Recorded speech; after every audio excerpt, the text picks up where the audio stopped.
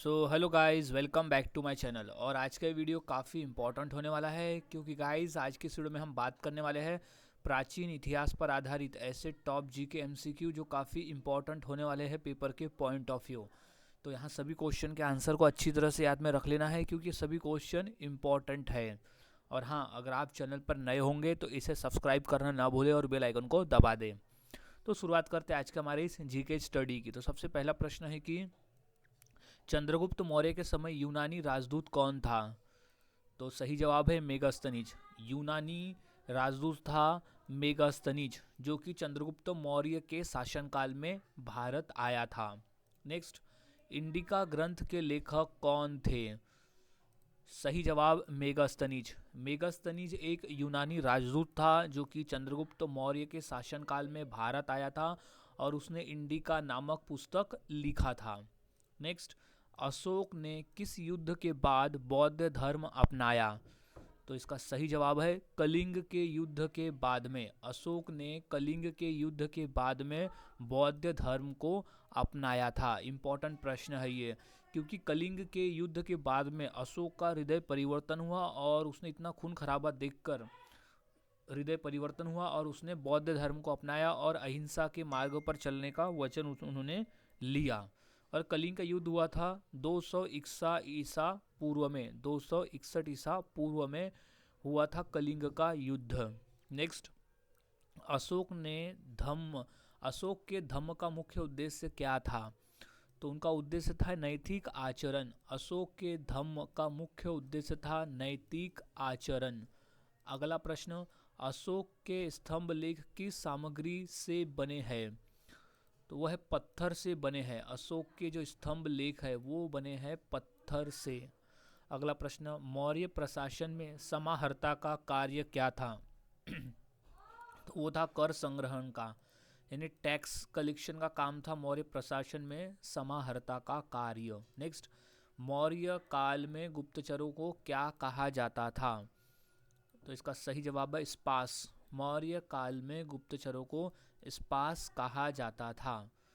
अगला प्रश्न, चंद्रगुप्त मौर्य ने किस यूनानी शासक को हराया था? तो इसका सही जवाब हो जाएगा सेल्यूकस निकेटर को हराया था। चंद्रगुप्त मौर्य ने सेल्यूकस निकेटर को हराया था। ये क्वेश्चन इंपॉर्टेंट है और पेपर में काफ़ी बार ये प्रश्न आया हुआ भी है। सो अब नेक्स्ट क्वेश्चन है कि मौर्य काल का प्रमुख ग्रंथ अर्थशास्त्र किसने लिखा? तो सही जवाब है चाणक्य ने लिखा था। मौर्य काल का जो प्रमुख ग्रंथ है अर्थशास्त्र वो लिखा था चाणक्य ने। अगला प्रश्न है, मौर्य साम्राज्य का अंतिम शासक कौन था?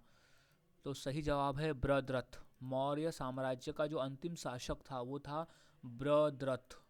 अगला प्रश्न, शुंग वंश की स्थापना किसने की? तो वो है पुष्यमित्र शुंग ने की थी। शुंग वंश की जो स्थापना है वो पुष्यमित्र शुंग ने की थी। अब अगला प्रश्न है कि पुष्यमित्र शुंग का उल्लेख किस ग्रंथ में मिलता है? तो वो मालविकाग्निमित्रम में मिलता है पुष्यमित्र शुंग का उल्लेख। अगला प्रश्न है कि कण्व वंश का संस्थापक कौन था? तो वो था वासुदेव कण्व। कण्व वंश का संस्थापक था वासुदेव कण्व। नेक्स्ट, सातवाहन वंश का संस्थापक कौन माना जाता है? तो वह है सिमुख। सातवाहन वंश का जो संस्थापक है वो सिमुख माना जाता है।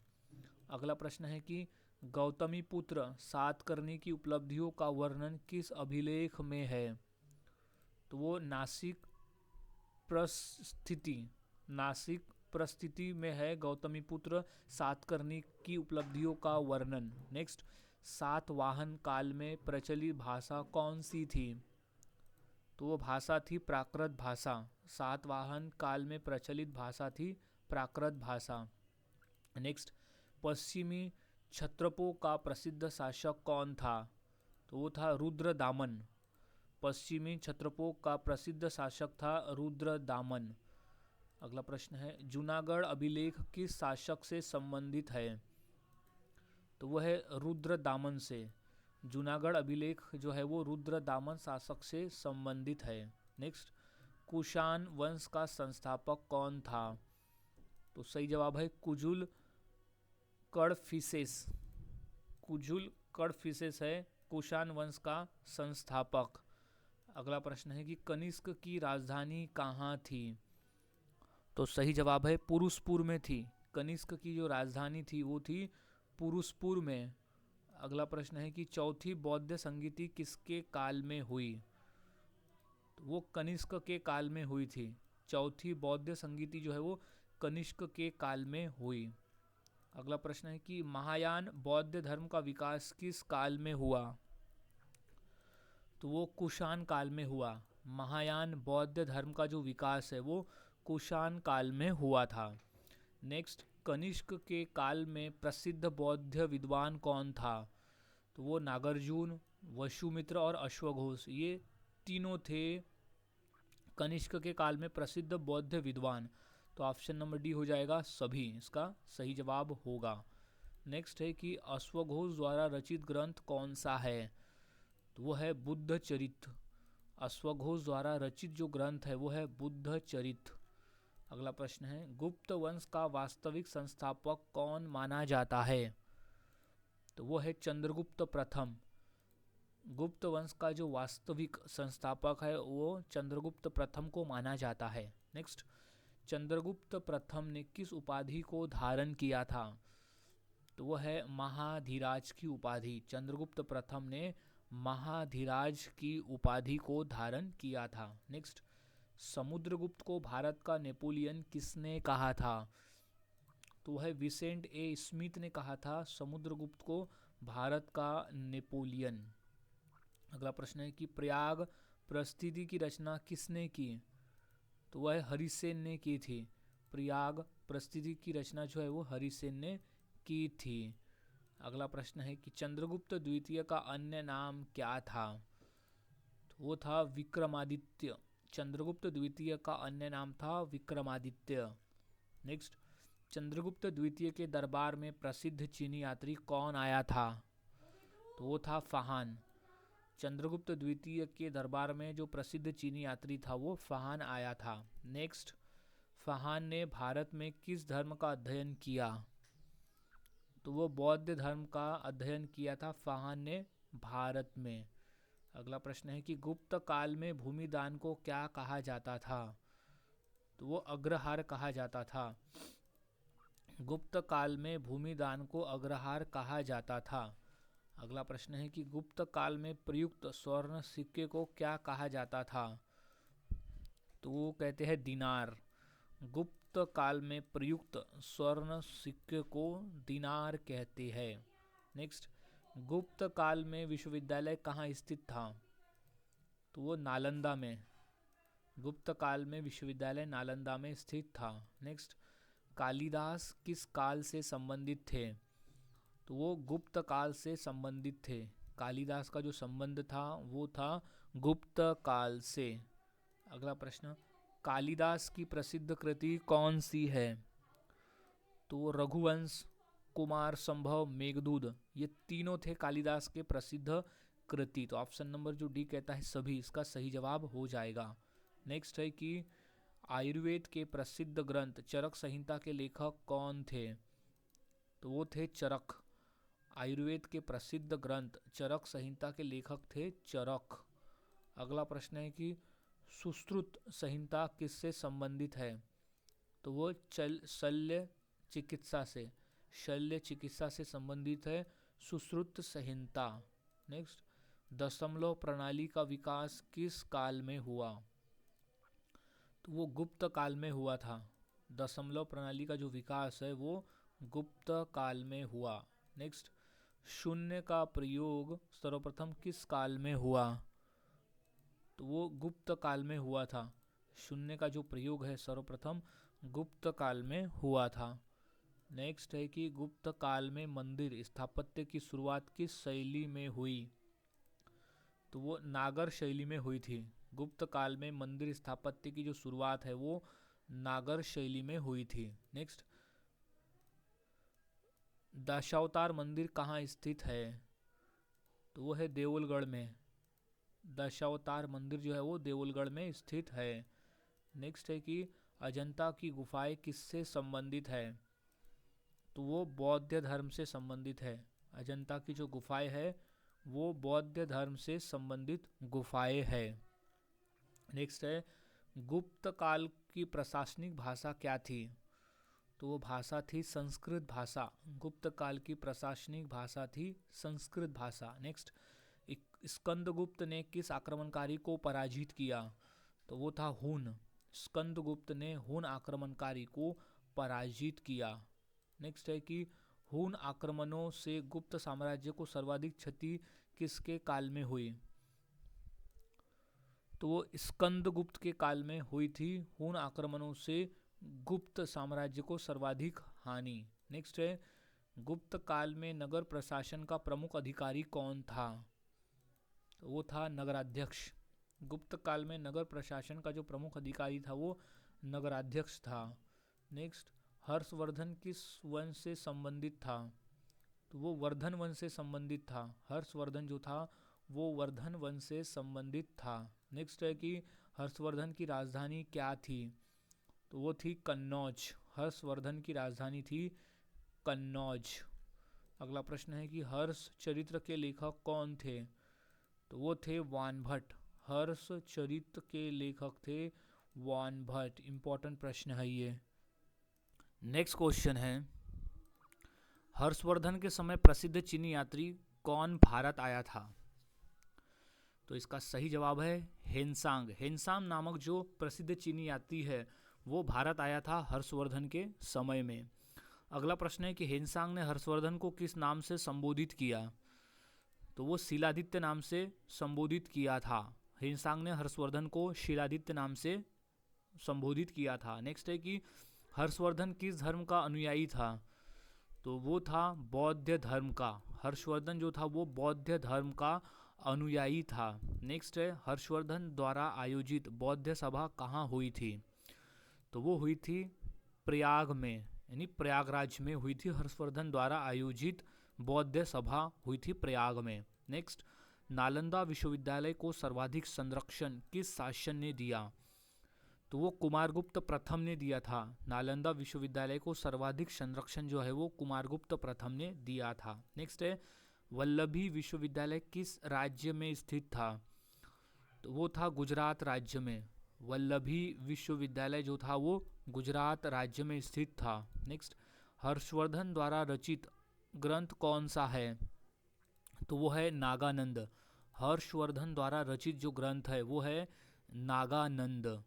नेक्स्ट, रत्नावली और प्रियदर्शिका किसके नाटक है, तो वो हर्षवर्धन के नाटक है। रत्नावली और प्रियदर्शिका जो है वो हर्षवर्धन के नाटक है, लिखे गए नाटक। नेक्स्ट, हर्ष के समय प्रसिद्ध विद्वान कौन था, तो वो था वानभट्ट। हर्ष के समय जो प्रसिद्ध विद्वान था वो था वानभट्ट। नेक्स्ट, हर्षकालीन प्रशासन में भू राजस्व का मुख्य अधिकारी कौन था, तो वो था गोप।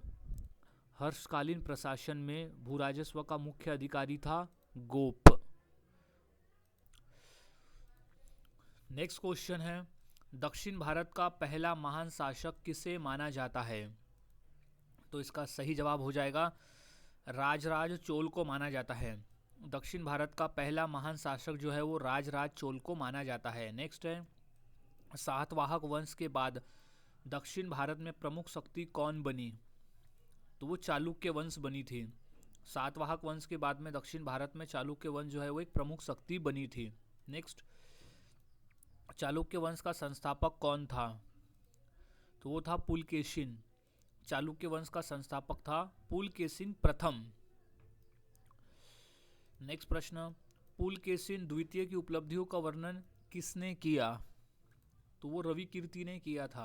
पुलकेशिन द्वितीय का जो उपलब्धियों का वर्णन है वो रवि कीर्ति ने किया था। नेक्स्ट, ऐहोल अभिलेख किस शासक से संबंधित है, तो वो पुलकेशिन द्वितीय से संबंधित है। ऐहोल अभिलेख का जो संबंधित है वो है पुलकेशिन द्वितीय से। नेक्स्ट है पुलकेशिन द्वितीय को किसने पराजित किया, तो वो नरसिंह वर्मन प्रथम ने किया था। नरसिंह वर्मन प्रथम ने पुलकेशिन द्वितीय को पराजित किया था। नेक्स्ट है वल्लभ वंश की राजधानी क्या थी? तो वो थी कांची। वल्लभ वंश की राजधानी थी कांची। नेक्स्ट, पल्लव काल का महान शासक कौन था? तो वो था नरसिंह वर्मन प्रथम। पल्लव काल का महान शासक था नरसिंह वर्मन प्रथम। नेक्स्ट, महाबलीपुरम के रथ मंदिर किस वंश द्वारा बनाए गए थे? तो वो थे पल्लव वंश के द्वारा। महाबलीपुरम के रथ मंदिर जो है वो पल्लव वंश द्वारा बनाए गए थे। नेक्स्ट है कि रथ मंदिरों का निर्माण किस शैली में हुआ? तो सही जवाब है द्रविड़ शैली में हुआ था। रथ मंदिरों का निर्माण द्रविड़ शैली में हुआ। अगला प्रश्न है, महेंद्र वर्मन प्रथम किस धर्म के बाद में जुड़ा? तो वो शैव। महेंद्र वर्मन प्रथम जो है वो शैव धर्म से बाद में जुड़ा था। नेक्स्ट, मत्तविलास प्रहसन के लेखक कौन थे? तो वो तो महेंद्र वर्मन प्रथम थे। मत्तविलास प्रहसन के जो लेखक थे वो थे महेंद्र वर्मन प्रथम। नेक्स्ट, चोल वंश का प्रारंभिक केंद्र कौन सा था? तो वो था उरैयूर। उरैयूर था चोल वंश का प्रारंभिक केंद्र। नेक्स्ट, प्रारंभिक चोल शासकों का उल्लेख किस ग्रंथ में मिलता है? तो वो संगम साहित्य में मिलता है। प्रारंभिक चोल शासकों का जो उल्लेख है वो संगम साहित्य में मिलता है। नेक्स्ट है कि संगम साहित्य किस भाषा में रचित है? तो सही जवाब है तमिल भाषा में। संगम साहित्य जो है वो तमिल भाषा में रचित है। नेक्स्ट, संगम काल की सभा को क्या कहा जाता था? तो वो संगम कहा जाता था। नेक्स्ट है, संगम काल में सर्वाधिक महत्व किस व्यवसाय को था? तो इसका सही जवाब हो जाएगा कृषि को था। संगम काल में जो सर्वाधिक महत्व था वो कृषि व्यवसाय को था। अगला प्रश्न है कि पांड्य वंश की राजधानी क्या थी? तो वो थी मदुरै। पांड्य वंश की राजधानी थी मदुरै। अगला प्रश्न, चेर वंश की राजधानी कहाँ थी? तो वो वांजी में थी। चेर वंश की राजधानी थी वांजी में। नेक्स्ट, संगम काल में प्रयुक्त सिक्कों पर किसका प्रभाव था? तो वो रोमन का प्रभाव था। संगम काल में जो प्रयुक्त सिक्के थे उस पर रोमन काल का प्रभाव था। नेक्स्ट, भारत में लोहे का व्यापक प्रयोग किस काल में हुआ? तो वो उत्तर वैदिक काल में हुआ था। भारत में जो लोहे का व्यापक प्रयोग है वो उत्तर वैदिक काल में हुआ। नेक्स्ट है कि अष्टाध्यायी के रचयिता कौन थे? तो वो थे पाणिनि। अष्टाध्यायी के रचयिता थे पाणिनि। अगला प्रश्न, पतंजलि का महाभाष्य किससे संबंधित है? तो वो व्याकरण से संबंधित है। पतंजलि का महाभाष्य जो है वो व्याकरण से संबंधित है। नेक्स्ट, रामायण के रचयिता कौन थे? तो वो वाल्मीकि थे।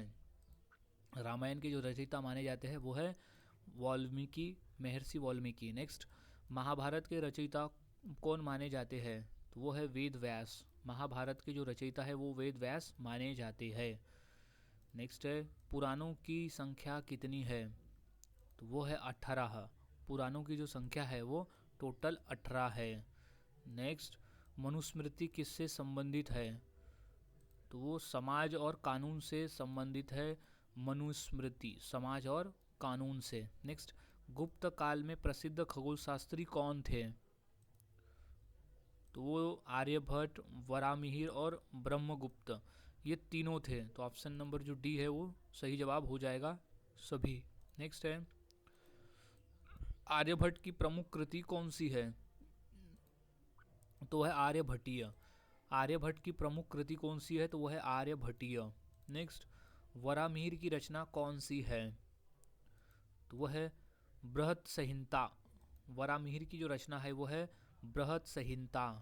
नेक्स्ट है कि ब्रह्मगुप्त किस काल से संबंधित थे? तो वो थे गुप्तोत्तर काल से। ब्रह्मगुप्त जो थे वो गुप्तोत्तर काल से संबंधित थे। नेक्स्ट, लीलावती के लेखक कौन थे? तो सही जवाब है भास्कराचार्य। लीलावती के लेखक थे भास्कराचार्य। नेक्स्ट है, गुप्त काल में प्रमुख व्यापार मार्ग कौन सा था? तो इसका सही जवाब है सिल्क रोड भी है, उत्तरापथ और दक्षिणापथ है, ये तीनों था। तो ऑप्शन नंबर डी इसका सही जवाब हो जाएगा। अब नेक्स्ट प्रश्न है कि भारत में सर्वप्रथम स्वर्ण मुद्राएं किसने जारी की? तो वो हिंद यूनानी ने जारी की थी। भारत में सर्वप्रथम जो स्वर्ण मुद्राएं है वो हिंद यूनानी ने जारी की थी। नेक्स्ट है कि प्रयाग प्रस्थिति किस शासन से संबंधित है? तो वो समुद्रगुप्त से संबंधित है। प्रयाग प्रस्थिति जो है वो समुद्रगुप्त शासक से संबंधित है। नेक्स्ट, गुप्त काल में ग्राम प्रशासन का प्रधान कौन था? तो वो था ग्रामीक। गुप्त काल में ग्राम प्रशासन का जो प्रधान था वो था ग्रामीक। नेक्स्ट, भारत में मंदिरों में मूर्ति पूजा का व्यापक प्रचार किस काल में हुआ? तो गुप्त काल में हुआ था। भारत में मंदिरों में मूर्ति पूजा का जो व्यापक प्रचार है वो गुप्त काल में हुआ था। नेक्स्ट है, गुप्त काल की कला का सर्वोत्तम उदाहरण कौन सा है? तो वो है अजंता चित्रकला। गुप्त काल का सर्वोत्तम उदाहरण जो है वो है अजंता चित्रकला। नेक्स्ट है कि स्वर्ण युग की संज्ञा किस काल को दी गई? तो वो गुप्त काल को दी गई थी। स्वर्ण युग की जो संज्ञा है वो गुप्त काल को दी गई थी। नेक्स्ट है, प्राचीन भारत में शिक्षा का प्रमुख माध्यम क्या था? तो वो था गुरुकुल। प्राचीन भारत में शिक्षा का जो प्रमुख माध्यम था वो गुरुकुल था। इंपॉर्टेंट प्रश्न है ये। अब नेक्स्ट क्वेश्चन है, भारत में मानव जीवन के प्राचीनतम प्रमाण किस काल में मिलते हैं? तो सही जवाब है पूरा पाषाण काल से मिलते हैं भारत में मानव जीवन के प्राचीनतम प्रमाण। नेक्स्ट है, भीमबेटका की गुफाएं किस राज्य में स्थित है? तो वो स्थित है मध्य प्रदेश में। भीमबेटका की जो गुफाएं है वो मध्य प्रदेश में स्थित है। नेक्स्ट प्रश्न है, पूरा पाषाण काल के प्रमुख औजार किससे बने थे? तो वो बने थे पत्थर से। पूरा पाषाण काल के जो प्रमुख औजार है वो पत्थर से बने थे। नेक्स्ट है कि अग्नि के उपयोग का प्रथम प्रमाण किस काल में मिलता है? तो वो पूरा पाषाण काल में मिलता है।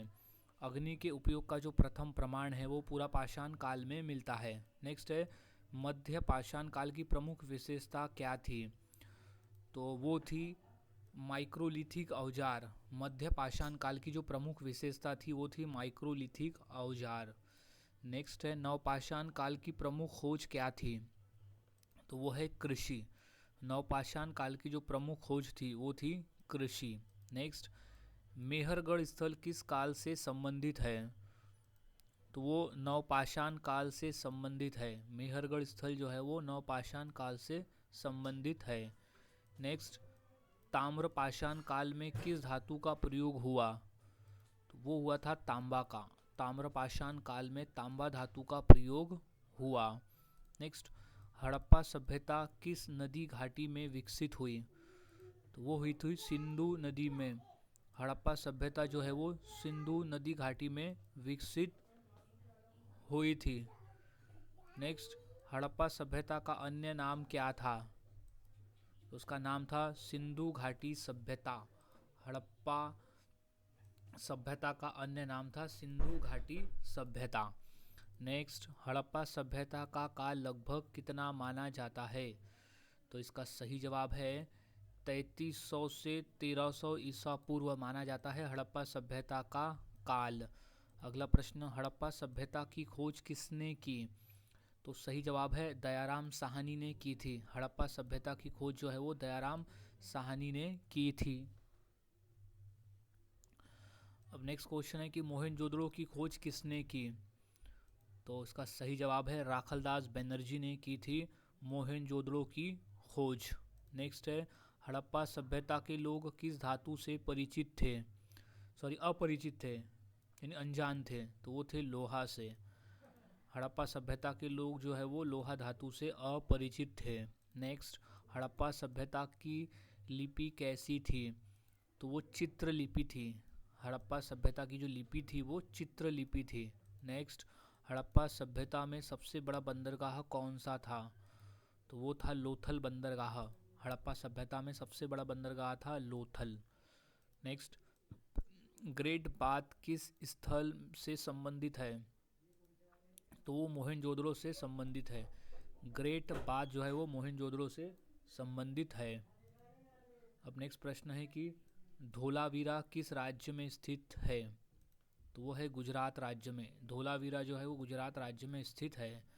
अगला प्रश्न, कालीबंगा किस नदी के किनारे स्थित था? तो वो घग्गर नदी के किनारे स्थित था। कालीबंगा जो था वो घग्गर नदी के किनारे स्थित था। नेक्स्ट प्रश्न, हड़प्पा सभ्यता की अर्थव्यवस्था किस पर आधारित थी? तो वो कृषि पर आधारित थी। हड़प्पा सभ्यता की जो अर्थव्यवस्था है वो कृषि पर आधारित थी। नेक्स्ट है कि हड़प्पा नगरों की योजना कैसी थी? तो वो थी ग्रिड पद्धति की। हड़प्पा नगरों की जो योजना थी वो ग्रिड पद्धति की थी। नेक्स्ट है, हड़प्पा सभ्यता में घर किससे बने थे? तो वो पक्की ईंटों से बने थे। हड़प्पा सभ्यता में घर जो है वो पक्की ईंटों से बने थे। नेक्स्ट, हड़प्पा सभ्यता के लोग किस पशु को नहीं जानते थे? तो वो घोड़ा को नहीं जानते थे। हड़प्पा सभ्यता के लोग जो है वो घोड़ा को नहीं जानते थे। नेक्स्ट, वैदिक काल को कितने भागों में बांटा गया? तो 2 भागों में बांटा गया है। वैदिक काल को 2 भागों में बांटा गया। नेक्स्ट, ऋग्वैदिक काल में प्रमुख देवता कौन था? तो वो था इंद्र देवता। ऋग्वैदिक काल में प्रमुख देवता था इंद्र देवता। नेक्स्ट है, ऋग्वेद में कुल कितने मंडल है? तो वो है 10 मंडल है ऋग्वेदिक में कुल मंडल। नेक्स्ट है कि सबसे प्राचीन वेद कौन सा है? तो सही जवाब है ऋग्वेद। इंपॉर्टेंट प्रश्न है, याद में रख लेना है ऋग्वेद। और जो गायत्री मंत्र है उसका जिक्र ऋग्वेद में है। नेक्स्ट, गाय की अघन्या किस वेद में कहा गया है? गाय को अघन्या, तो वो ऋग्वेद में कहा गया है। गाय को अघन्या जो है वो ऋग्वेद में कहा गया है। नेक्स्ट है कि उत्तर वैदिक काल में प्रमुख धातु कौन सी थी? तो वो थी लोहा धातु। उत्तर वैदिक काल में प्रमुख धातु थी लोहा। नेक्स्ट है कि सभा और समिति किस काल की संस्थाएं थी? तो वो थी वैदिक काल की। सभा और समिति जो थी वो वैदिक काल की संस्थाएं थी। नेक्स्ट है, वर्ण व्यवस्था का स्पष्ट विकास किस काल में हुआ? तो वो हुआ था उत्तर वैदिक काल में। वर्ण व्यवस्था का जो स्पष्ट विकास है वो उत्तर वैदिक काल में हुआ था। नेक्स्ट है, महाजनपदों की संख्या कितनी थी? तो वो थी 16। महाजनपदों की जो संख्या थी वो थी 16। नेक्स्ट, मगध की राजधानी कौन सी थी? तो वह है राजगृह। मगध की राजधानी थी राजगृह। नेक्स्ट, गौतम बुद्ध का जन्म कहाँ हुआ था? तो था लुम्बिनी में। गौतम बुद्ध का जन्म हुआ लुम्बिनी में। नेक्स्ट है कि बुद्ध को ज्ञान की प्राप्ति कहाँ हुई? तो वो हुई थी बोध गया में। बुद्ध को ज्ञान की प्राप्ति बोध गया में हुई थी। नेक्स्ट है कि बुद्ध ने प्रथम उपदेश कहाँ दिया? तो वो सारनाथ में दिया था। गौतम बुद्ध ने अपना पहला उपदेश सारनाथ में दिया था, जहाँ सारनाथ स्तंभ बना हुआ है सम्राट अशोक के द्वारा। नेक्स्ट है, महावीर का जन्म कहाँ हुआ था? तो महावीर स्वामी का जन्म वैशाली में हुआ था। महावीर स्वामी का जन्म। नेक्स्ट, जैन धर्म के 24वें तीर्थकर कौन थे? तो वो थे वर्धमान महावीर थे जैन धर्म के 24वें तीर्थकर। नेक्स्ट, त्रिपिटक किस धर्म का ग्रंथ है? तो वह है बौद्ध धर्म का। त्रिपिटक जो है वो बौद्ध धर्म का ग्रंथ है। नेक्स्ट, जैन ग्रंथों को क्या कहा जाता है? तो आगम कहा जाता है। जैन ग्रंथों को आगम कहा जाता है। नेक्स्ट, चंद्रगुप्त मौर्य के गुरु कौन थे? तो वो थे चाणक्य, जिन्हें विष्णुगुप्त और कौटिल्य भी कहा जाता है। वो थे चंद्रगुप्त मौर्य के गुरु चाणक्य। नेक्स्ट, मौर्य साम्राज्य की राजधानी क्या थी? तो वो थी पाटलिपुत्र। मौर्य साम्राज्य की राजधानी थी पाटलिपुत्र। नेक्स्ट, अशोक के शिलालेख किस लिपि में थे? तो वो ब्राह्मी, खरोडी, आरामी, ये तीनों लिपि में थे अशोक के शिलालेख। तो ऑप्शन नंबर डी आ जाएगा सभी। नेक्स्ट है कि कलिंग युद्ध किस नदी के तट पर लड़ा गया? तो वो दया नदी के तट पर लड़ा गया था कलिंग का युद्ध। नेक्स्ट है, अशोक के अभिलेखों में उसे किस नाम से जाना जाता है? तो वो देवानाम प्रिय नाम से जाना जाता है अशोक के अभिलेखों में अशोक को। नेक्स्ट, मौर्य काल में सबसे महत्वपूर्ण अधिकारी कौन था? तो वो सम्राट यानी राजा स्वयं थे मौर्य काल में सबसे महत्वपूर्ण अधिकारी। नेक्स्ट, गुप्त वंश का संस्थापक कौन था? तो सही जवाब है श्रीगुप्त। गुप्त वंश का संस्थापक था श्रीगुप्त। नेक्स्ट, समुद्रगुप्त की उपलब्धियों का वर्णन किस स्तंभ में है? तो वो प्रयाग प्रस्ती में है। समुद्रगुप्त की उपलब्धियों का जो वर्णन है वो है प्रयाग प्रस्ती में। नेक्स्ट है, गुप्त काल को किस नाम से जाना जाता है? तो हम जानते हैं उसे स्वर्ण युग नाम से। गुप्त काल को हम स्वर्ण युग कहते हैं। नेक्स्ट है, नालंदा विश्वविद्यालय का विकास किस काल में हुआ? तो वो गुप्त काल में हुआ था। नालंदा विश्वविद्यालय का जो विकास है वो गुप्त काल में हुआ। सो गाइज, आज के इस वीडियो में हमने ऐसे 150 क्वेश्चंस की प्रैक्टिस की जो काफ़ी इंपॉर्टेंट है पेपर के पॉइंट ऑफ व्यू। तो यहाँ सभी क्वेश्चन के आंसर अच्छी तरह से याद में रख लेना है क्योंकि सभी क्वेश्चन इंपॉर्टेंट है और पेपर में पूछे जा चुके हैं। सो मिलता हूँ ऐसे ही और नए जीके क्वेश्चंस के साथ अगले वीडियो में। तब तक के लिए चैनल के साथ बने रहे, वीडियोस को देखते रहे और इसी तरह से जीके की प्रैक्टिस करते रहे।